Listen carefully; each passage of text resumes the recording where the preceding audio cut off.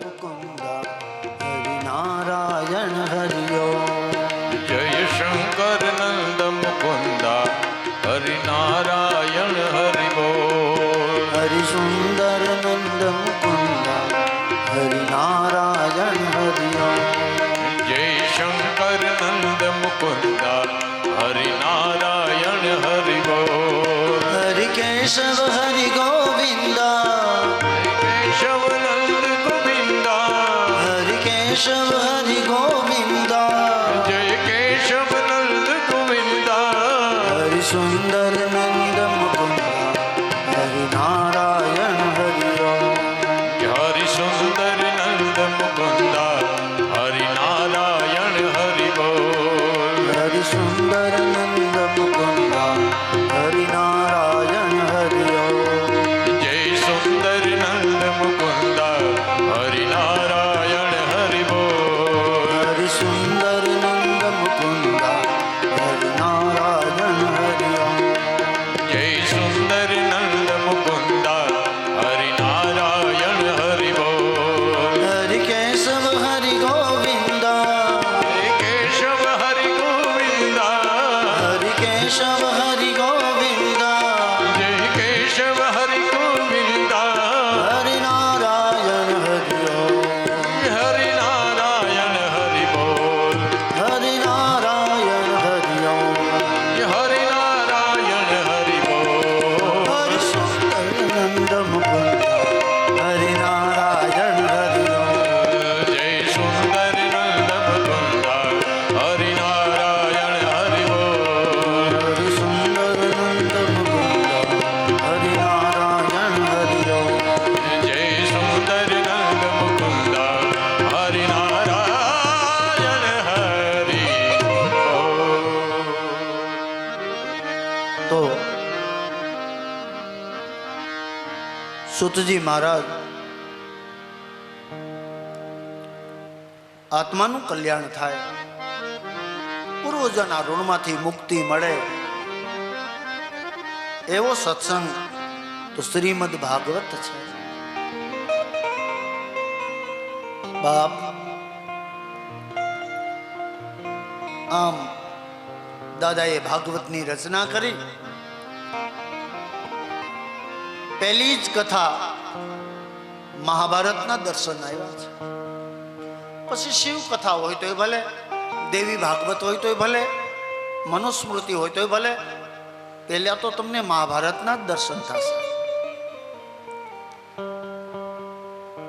જેમાં પરીક્ષિત રાજા જેવા દીકરાનો જન્મ થાય હસ્તિનાપુરની અંદર.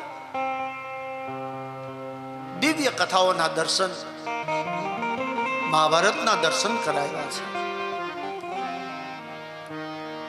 બાપ હસ્તિનાપુર નામનું નગર, જેમાં શાંતનુ નામનો રાજા રાજ કરે છે. આ શાંતનુ સૃષ્ટિનો મહામાનવ કહેવામાં આવ્યો. ચારેય દિશામાં જેનો જય જયકાર થાય. રાજ્ય બહુ મોટું હતું, સંપત્તિ બહુ જાજી, અને ધર્મને અનુરાગી રાજા એટલે શાંતનુ નામનો રાજા કહેવાતો. રાજ બહુ મોટું, પણ રાણી વગરનું રાજ હતું. શાંતનુ મહારાજ હતા પણ કુંવારા હતા. એકવાર શું બન્યું, શાંતનુ મહારાજ ઘોડા ઉપર બેસી અને પર્યટન માટે નીકળેલા. ત્યાં એક કન્યાની મુલાકાત થઈ. રૂપનો સ્વરૂપવાન. અને શાંતનુ મહારાજે પેલી કન્યાને જોઈ અને રાજા મોહિત થઈ ગયો. દેવી, કોણ છો તમે? અને અહીંયા પેલી કન્યા કઈ બોલી નહીં, પણ મોહિત થઈ ગયેલો રાજા પૂછ્યું, પ્રસ્તાવ મૂક્યો કે દેવી, મારું નામ શાંતનુ છે અને હું હસ્તિનાપુરનો રાજા છું. આપ મારી સાથે વિવાહ કરશો, લગ્ન કરશો? પેલી કન્યાએ રાજા સામું જોઈ, હા પાડી કે રાજા લગ્ન તો હું કરું, પણ મારી શરત છે. બોલો દેવી તમારી શરત. કે પેલા વચન આપો. હે દેવી વચન આપો કે શું શરત છે તમારી. પણ પેલી કન્યાએ કીધું રાજા વચન દે કે મારી શરતનું તું પાલન કરીશ. રાજાએ આપ્યું વચન, અને તેદી વચનની કિંમત હતી. પેલી કન્યાએ કીધું મહારાજ પેલી શરત મારી એ છે કે હું શું કરું છું એવું કોઈ દી તમારે પૂછવાનું નહીં. હું ક્યાં જાઉં છું તમારે મને પૂછવાનું નહીં. અને કદાચ તમે જો પૂછો, વચન ભંગ થાશો, તો હું એ ક્ષણે તમને છોડીને જતી રહીશ. મોહિત થઈ ગયેલો રાજા આપ્યું વચન અને કર્યા લગ્ન, અને હસ્તિનાપુર લઈ આવ્યો. હવે તો હસ્તિનાપુરની ગાદી શોભાયમાન બની. ધીમે ધીમે સંસારિક જીવન જીવે છે. એક દીકરાનો જન્મ થયો, પણ પેલી કન્યાએ શું કર્યું? જન્મેલા દીકરાને લઈ અને નદીમાં પધરાવ્યો, પાણીમાં. આ વાતની જાણ રાજાને થઈ, પણ વચન આપ્યું હતું ને, પૂછવાનું નહીં. બીજો દીકરો જન્મ, એને પાણીમાં પધરાવ્યો. ભાગવતમાં લખ્યું છે કે 6 દીકરાને પાણીમાં પધરાવ્યા ને ત્યાં સુધી રાજા એક શબ્દ ન બોલ્યા. પણ હવે રાજાના મનમાં વિચાર આવ્યો કે મારી પત્ની કેવી છે. ભગવાનની દયા થાય છે, દીકરા જન્મે છે અને પાણીમાં પધરાવે છે. અરે મને કોઈ વારસદાર નહીં વધે, મને કોઈ પાણી પાવા વાળો નહીં વધે, અને મારી ચિતાને કોઈ આગ ચાપનારો નહીં વધે. 7મો દીકરો જન્મો. રાજાએ જોયું પણ પાણીમાં પધરાઈ આવી છે. રાજાએ કીધું હવે તો રોકવી જ છે. 8 વસુ. 8મો દીકરો જન્મો, અને પેલી કન્યા તો લઈને હાલતી થઈ. આજ તો રાજાએ પાછળ જાય છે. બરોબર નદી કિનારો આવ્યો, અને જ્યાં બાળકને આમ પડતું મૂકવા જાય ને, ત્યાં તો રાજાએ હાથ પકડી લીધો કે હવે બસ કરો, હવે બસ કરો. પેલી કન્યાએ કીધું મહારાજ તમે વચન ભંગ થાવશો. અરે વચન ભંગ કહો તો ભંગ, પણ આ દીકરાને હવે પાણીમાં પધરાવા નહીં દઉં, કારણ કે આ મને કાંધ આપનારો છે, મારા રાજ્યનો વારસદાર છે, અને મને પાણી પાનારો આ દીકરો છે. હે દેવી હવે આ દીકરાને પાણીમાં પધરાવા નહીં દઉં. ત્યારે પેલી કન્યાએ કીધું મહારાજ તો હું તમને છોડીને જઈશ. રાજાએ કીધું કે તારે જવું હોય તો જા, પણ દીકરો દેતી જા. અને એ જ ક્ષણે આ કન્યા પાણીનો રેલો બની અને નદી રૂપે હાલતી થઈ ગઈ. ત્યારે રાજાને ખબર પડી કે અરે રે મારા ઘરમાં જે મારી પત્ની હતી એ બીજી કોઈ નહીં, પણ સાક્ષાત આકાશમાંથી ઉતરેલી માં ગંગાજી હતા. હો હે ગંગા, હે ગંગા પાછા આવો. ગંગાજીએ કીધું કે રાજા ઘણું મોડું થઈ ગયું છે. જન્મેલો જે દીકરો હતો ને એનું નામ રાખ્યું ગાંગેવ, કારણ કે ગંગાજીનો દીકરો. ગાંગેવને લઈ આવ્યા રાજમાં, અને ગાંગેવ 5 વર્ષનો થયો. રાજ બહુ મોટું, પણ પત્ની વગરનું રાજ શોભે નહીં. 5 વર્ષનો ગાંગેવ થઈ ગયો.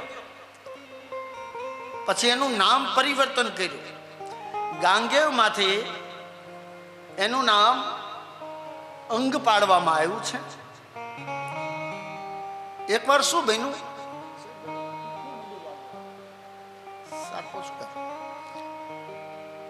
રાજ્યના મંત્રીએ કીધું મહારાજ આમ રાણી વગરનું રાજ શોભતું નથી. તમે તો રાજા છો, બીજા લગ્ન કરો ને મહારાજ. શાંતનુ મહારાજે કીધું બીજા લગ્ન કરવા માટે કેટલી જગ્યાએ માંગા નાખ્યા પણ કોઈ આ નથી પાડતો. કેમ? એક તો મારા લગ્ન થઈ ગયા છે એટલે હું બીજવર કહેવાય, અને બીજવરનું થઈ જાય પણ આગલા ઘરનો દીકરો હોય તો ન થાય. કેટલી જગ્યાએ માગા નાખ્યા પણ મને કોઈ આ ભણતું નથી. ત્યારે રાજાને મંત્રીએ કીધું મહારાજ કંઈક કરો ને રાજ્યના રાજરાણી આવે એવું કરો. એકવાર ફરી શાંતનુ મહારાજ જંગલમાં જતા હતા. અહીંયા એક બીજી કન્યાની મુલાકાત થઈ. હવે આ કન્યા એવી હતી કે જેના શરીરમાંથી સુગંધ આવતી હતી. એટલે રાજાએ પૂછ્યું કે દેવી કોણ છો તમે, અને આ તમારા શરીરમાંથી સુગંધ આવે છે, શું નામ છે તમારું? ત્યારે પેલી કન્યાએ કીધું મહારાજ દેવદ્રથ રાજાની દીકરી છું અને મારું નામ સત્યવતી છે. મારું નામ સત્યવતી છે. ઓહ દેવી મારી હારે લગ્ન કરશો? હું હસ્તિનાપુરનો રાજા છું. સત્યવતીએ કીધું કે રાજા લગ્ન તો કરું પણ આમ નહીં કે તો કે મારા પિતાજીને ત્યાં આવો, માગું નાખો, અને મારા પિતાજી આ પાડે તો મને વાંધો નથી. અને રાજા કહેવાય છે હસ્તિનાપુર આવ્યા. સત્યવતી પોતાના ઘરે ગયા અને રાજા હોનાનો રથ લઈ અને માગું લઈને ગયા દેવદ્રથને ત્યાં. આવો આવો મહારાજ, કારણ કે હસ્તિનાપુરનો રાજા છે. આગતા સ્વાગતા કરી અને દેવદત્ત રાજાએ કીધું કે માગો રાજા, તમારે શું જોઈએ? ત્યારે શાંતનુ મહારાજે કહ્યું કે તમારી દીકરી સત્યવતીનો હાથ માગવા આવ્યો છું. હે મહારાજ તમે કન્યાદાન કરો અને પાણી ગ્રહણ હું કરું. પણ દેવદત્ત ઊભા થઈ ગયા. હે મહારાજ માગું સમજી નખાય. એક તો તમે બીજવર છો અને મારી દીકરી કુંવારી છે. અરે બીજવર હોય તોય મને વાંધો નહોતો, પણ તમારે આગલા ઘરનો દીકરો છે મહારાજ, માગું સમજી નખાય. અરે આજ તો રાજમાં અપમાન થયું. જાઓ મહારાજ, મારી દીકરી હું આપવા માટે તૈયાર નથી. ત્યારે રાજા કહેવાય છે રાજમાં આવ્યા અને નમણે હાથ દઈને બેઠા કે હવે લગ્ન નહીં થાય. પણ ઓલો 5 વર્ષનો જે દીકરો હતો એણે એના બાપને પૂછ્યું પિતાજી કેમ નમણે હાથ દઈને બેઠા, શું ચિંતા છે? ત્યારે બાપ દીકરાને કહે છે કે બેટા લગ્ન કરવા પણ કોઈ આ નથી પાડતું. બીજા બાપ દીકરાની વાત છે. દીકરા 3 પ્રકારના હોય, એક બંધુ પુત્ર, એક શત્રુ પુત્ર અને એક સુપુત્ર. બાપની અરે કાંધે કાંધ મિલાવીને હાલે ને એને બંધુ પુત્ર કીધા ભાગવતમાં. બેટા લગ્ન કરવા છે પણ કોઈ હા નથી પાડતું. અરે એક રાજ્યમાં ગયો તો અને મારું અપમાન થયું. ત્યારે દેવદત્તે પૂછ્યું કે પિતાજી ક્યાં માગું લઈને ગયા હતા? કહ્યું દેવદ્રથને ત્યાં માગું લઈને ગયો હતો, પણ એણે એમ કીધું કે મારા લગ્ન થઈ ગયા છે, તું આગલા ઘરનો છો.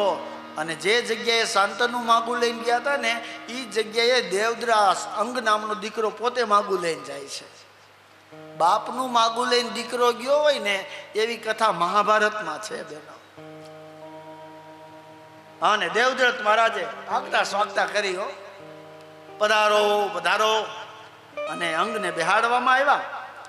બોલો બેટા, કહ્યું મારા પિતાજીને તમે દીકરી શા માટે આપવા તૈયાર નથી? ત્યારે આ ચોખવટ કરી કે બેટા તારા પિતાજી બીજવર છે ને એટલે અમે ના પાડી.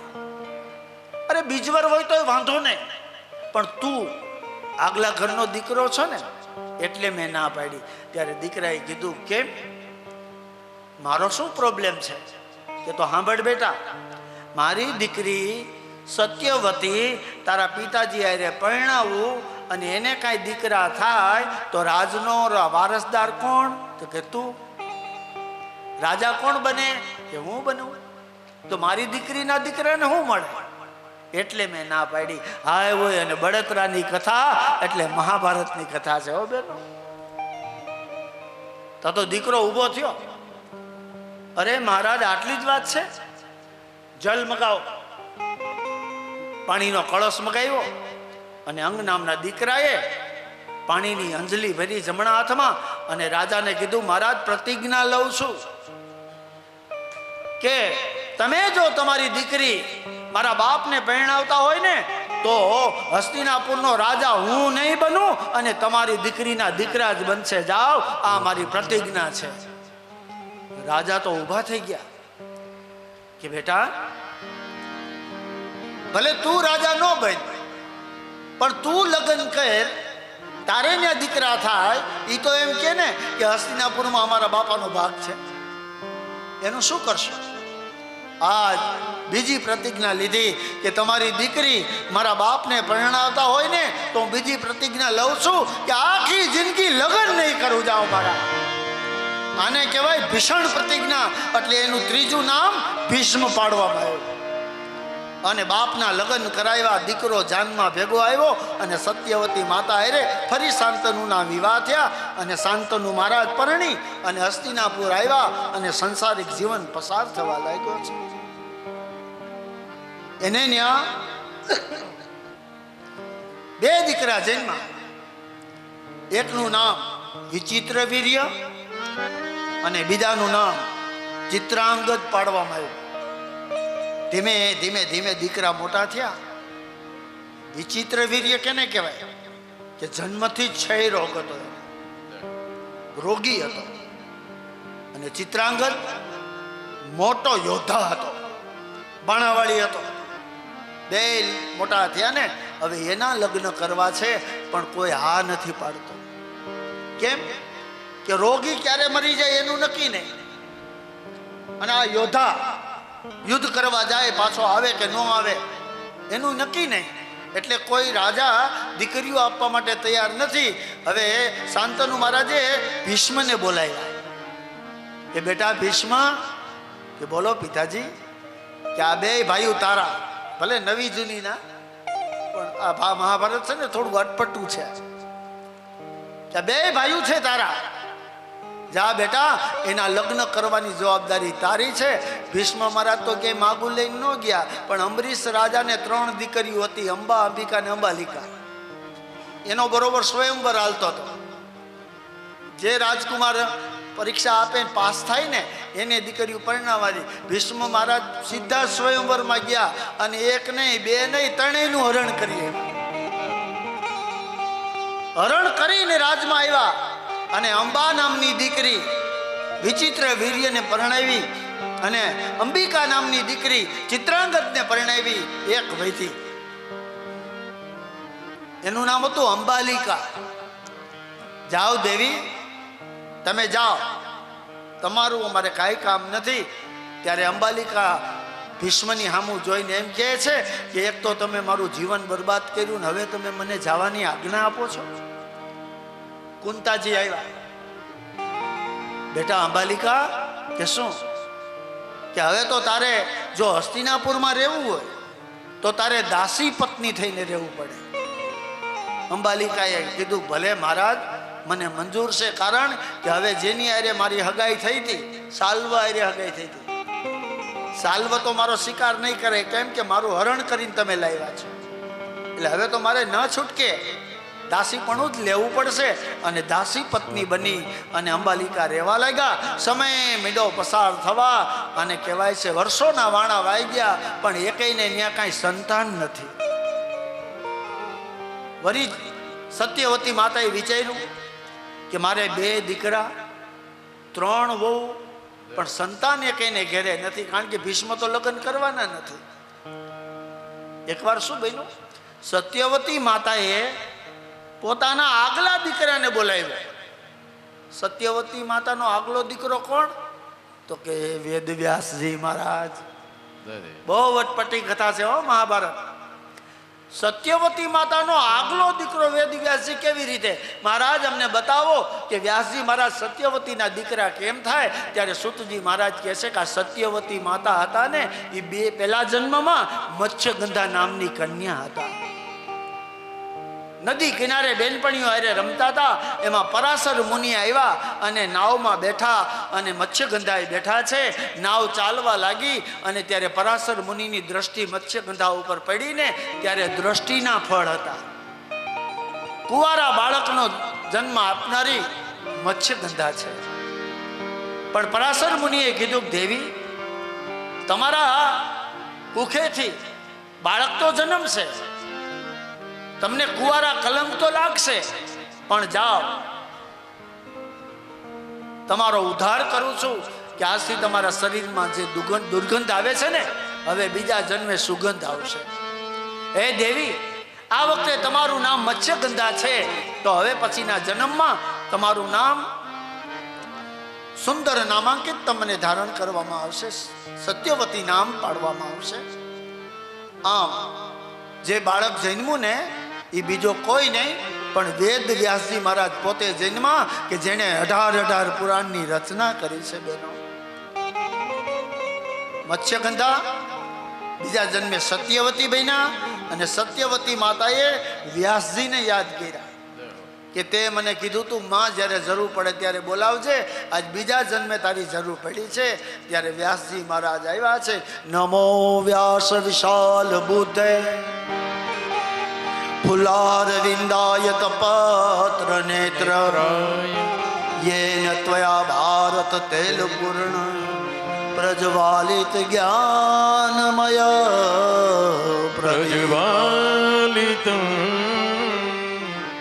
જ્ઞાનમય પ્રદીપ. હસ્તિનાપુરમાં વ્યાસજી આવ્યા. બોલો માં, શું સેવા કરો? ત્યારે સત્યવતી માતાએ કીધું કે વ્યાસજી પધારો બેટા, જોઈ લે અમારી 3 વહુ, અંબા, અંબાલિકા અને અંબિકા.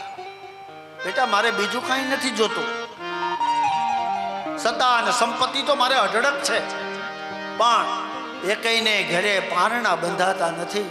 તમે આશીર્વાદ આપો કે એને ત્યાં દીકરા જન્મે. ત્યારે વ્યાસજીએ કીધું, માં જા તારી વહુને કે મારા આશીર્વાદ લેવા આવે.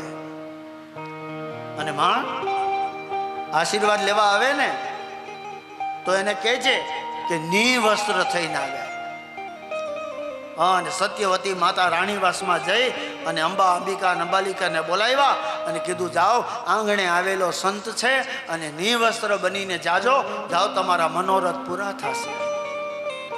પણ અંબાએ વિચાર કર્યો કે નિવસ્ત્ર બનીને કેમ જાવું, શરમ આવે ને.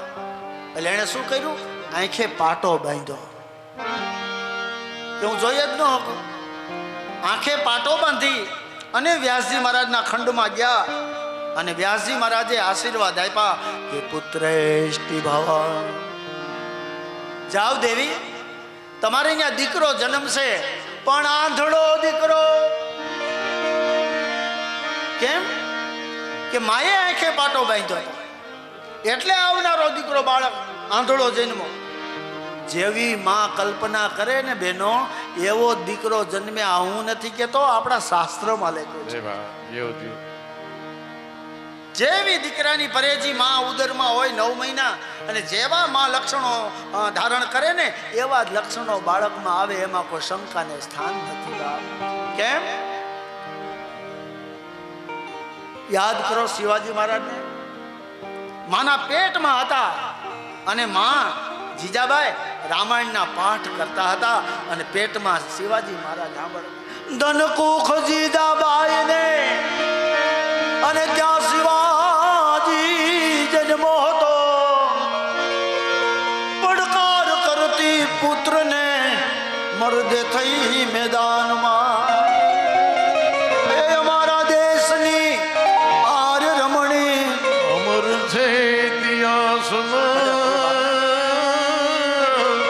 અમર છે ઇતિહાસમાં. આ શાસ્ત્રની બારી વાત છે. ઇતિહાસમાં તમે જો, પેટમાં બાળક હોય ને માં રામાયણના પાઠ કરતી હોય તો આવનારો બાળક શિવાજી જેવો જન્મે. શિવાજી મહારાજ હિન્દુ ધર્મ માટે ખપી ગયા. જો શિવાજી મહારાજ ન હોત ને તો આજે તમે હું ઇકબાલ હોત અને તમે કોક આમાંથી ફરીદાય હોત. પણ શિવાજી મહારાજને હિસાબે આજ આપણો હિન્દુ ધર્મ ટકી રહ્યો છે બાપ.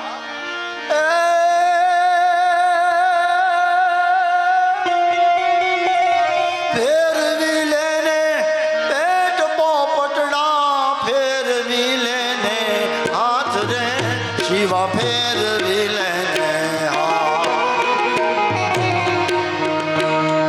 કાલે તારા હાથમાં હશે રાતી બમ બોલ ભવાની. કાલે તારા હાથમાં રહેશે રાતી બંબોળ ભવાની. રણ ડુંગરા ડોલે માતાજી જા બાય ઝુલાવે. ધણ ડુંગરા ડોલે શિવાજીને નિંદ્રા નાવે.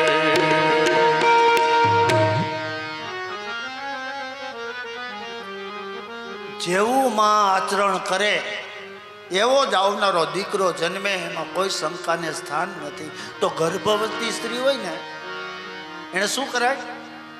ઘણાય મને પૂછે કે ભાનુભાઈ અમારી દીકરીને 7 મહિના થઈ ગયા, 7મો મહિનો હાલે છે, તો એને ભાગવતની પૂજામાં બેસાય, એને પિતૃ પૂજા કરાય?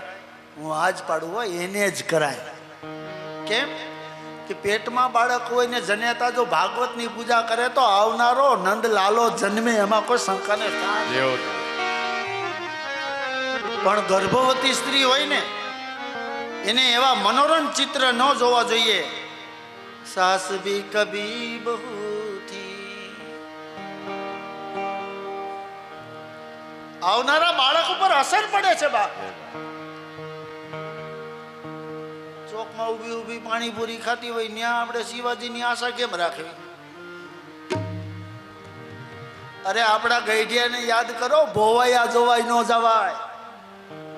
આગળની વાત કરું છું તમને. વોવારું હોય, ગર્ભવતી હોય ને તો ગામમાં ભવાઈ આવી હોય ને, ભોવાઈ જવાય ન જવા દે. કેમ ન જવા દે? કે ના હો ન જવાય, ત્યાં ડાગલો હોય. ડાગલો જોવાઈ જાય તો વિચાર તો કરો આપણી સંસ્કૃતિ. અને આજ આપણે 9:30 વાગે ટીવી ઉપર બેસી જઈએ. ના બાપ, ક્યારેક નારાયણ કવચના પાઠ કરો, ક્યારેક રામાયણના 2 પાઠ કરો, ક્યારેક મારું ભાગવત વાંચી લ્યો બાપ. આવનારો જશોદાનો લાલો જન્મે, એમાં શંકાને સ્થાન નથી. અહીંયા જુઓ તમે, આંખે પાટો બાંધ્યો એટલે આંધળો દીકરો જન્મો. અંબિકા હતી ને એણે વિચાર કર્યો કે ઓને તો આંખે પાટો બાંધ્યો, મારે શું કરવું? એટલે એણે શું કર્યું? આખા શરીરે ચંદનનો લેપ કર્યો કે મારું શરીર જ ન દેખાય. અને વ્યાસજી મહારાજ પાસે ગયા અને વ્યાસજી મહારાજે આશીર્વાદ જઈને આપ્યા કે જાઓ, તમારે ત્યાં દીકરો જન્મશે, પણ પંચરંગી દીકરો જન્મશે. પંચરંગી દીકરો અંબિકાને જન્મો. ઓલી અંબાલિકા હતી ને એને કીધું દીકરો તો મારે જોઈએ, પણ હવે માગવા જવું શરમ છે ને. એટલે એ તો ગયા, હાથમાં કડતાલ લીધી, નાચતા નાચતા पायो जी मैंने राम रतन धन पायो. पायो जी मैंने राम रतन धन पायो. पायो जी मैंने राम रतन धन पायो.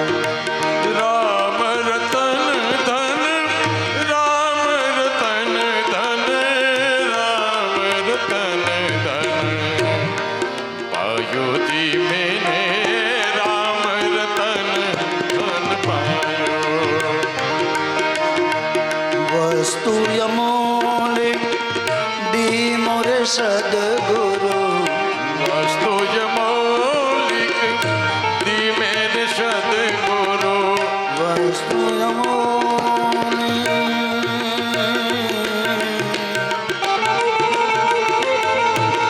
वस्तु अमोले दी मोरे सदगुरु. वस्तु यमौलिक दी मेरे सद्गुरु. दिन दिन बढ़ता समायो. पायो जी मैंने